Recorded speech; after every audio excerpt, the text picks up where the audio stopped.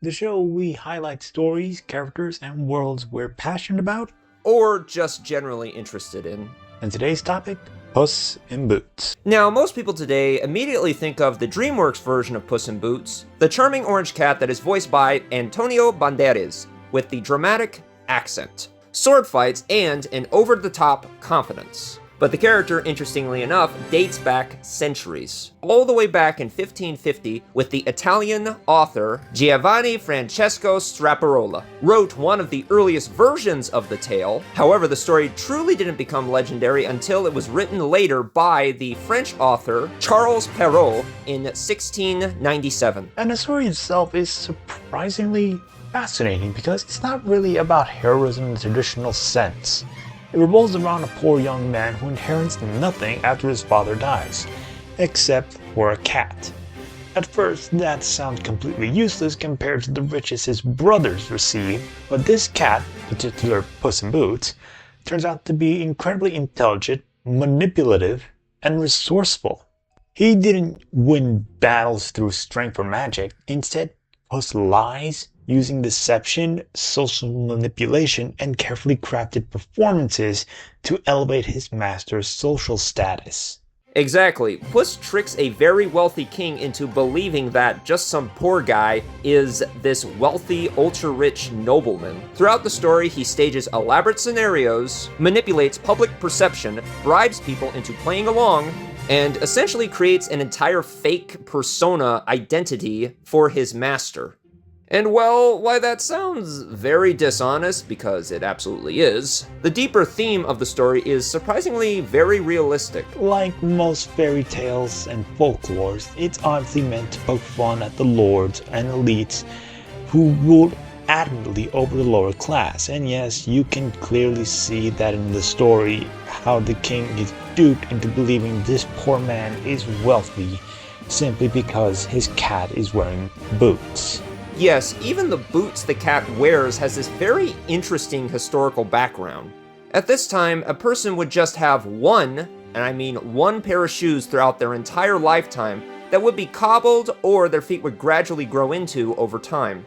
Boots were even more expensive and luxurious because they took more time and had more material to produce. So when a person bought shoes, or even if they could afford boots, they would have to be specially maintained and taken care of so they could last throughout a person's lifetime and maybe passed down to another generation of people throughout that family. Therefore, whoever had the financial stability to afford even his cat to wear boots must be somebody of great wealth and prestige, right? With that said, the story is most definitely poking fun at how wealth is perceived through clothing. The cat has boots. He must be associated with wealth when he's just a cat wearing boots, guys.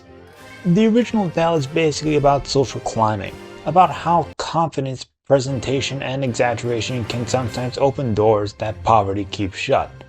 And honestly, this ideas exist today, whether it be social media, celebrity, culture, business, politics, or even people exaggerating their goddamn resume.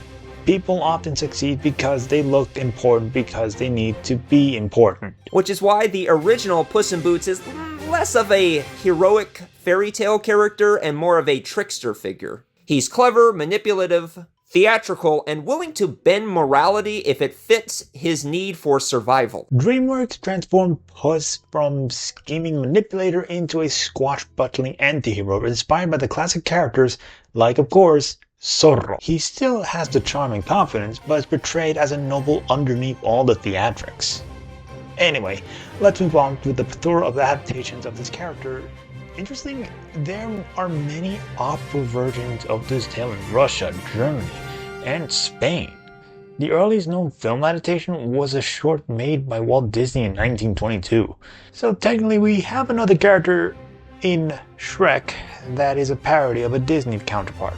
There were earlier depictions of Puss dressed in a hat alongside his boots, but these depictions of him in various operas and plays might have inspired the more regal Spanish musketeer look in later depictions. There would be many other adaptations of this ferocious feline, such as one done by Fairy Tale Theater and, interesting enough, Monty Python and the Flying Circus? Another really notable adaptation was one by Garfield, which was called Puss in the High Tops, which was a clever tongue-in-the-cheek of the original tale. But the most bizarre adaptation, which was the reason why we want to do this video, is this 1988 direct-to-video version with Christopher Walken playing Puss in Boots. Not to mention it's a musical, which is even more bizarre. Now, don't get us wrong, DreamWorks' version of Puss in Boots is absolutely legendary, and a huge part of that comes from Antonio Banderas' performance. The voice, the charisma, the confidence, the ridiculous level of swagger, he completely transformed the character into one of the most memorable parts of the Shrek franchise. And his solo films somehow made him even better, especially The Last Wish, which honestly became one of DreamWorks' strongest films, period. They took what just could have been this funny side character and transformed him into this layered hero dealing with fear, mortality, and his own legacy and ego. But when you compare DreamWorks Puss to the original fairy tale version, it's almost a completely different characters. It's honestly like comparing the Disney princess movies to the original Grimm fairy tales, which basically means there are a lot of things that got changed, toned down, romanticized, or, for obvious reasons, completely rewritten. Now, what most people actually do not know is that DreamWorks was not the first animated studio to create Puss in Boots as the swashbuckling hero. This was during the era when Toei was trying to become the next Disney, or at least the Disney of Japan. They were making very large-scale animated fantasy films, with very colorful worlds, musical elements, dramatic villains, and very adventurous protagonists. This Puss, named Pero, was an actual heroic lead character. He not only wore the iconic boots and hat, but also had a saber, cracked jokes, fought enemies directly, protected the innocent, and traveled through vast anime environments built on fantasy elements, like an anime musketeer. And visually, you can tell that this was made during that classic anime golden age era. Big expressive animation, exaggerated reactions, theatrical poses, and flashy movements. The movie feels very energetic compared to slow-moving European fantasy tales or animation from the West. Which is funny because Toei loved the character Pero so much that he actually eventually became the mascot of the company. Whether it's the original tale about surviving through wit and manipulation, or the modern version about living life to the absolute fullest before your time runs out, he's clever, charismatic, fearless, well, mostly fearless. And no matter what version, one thing stays the same.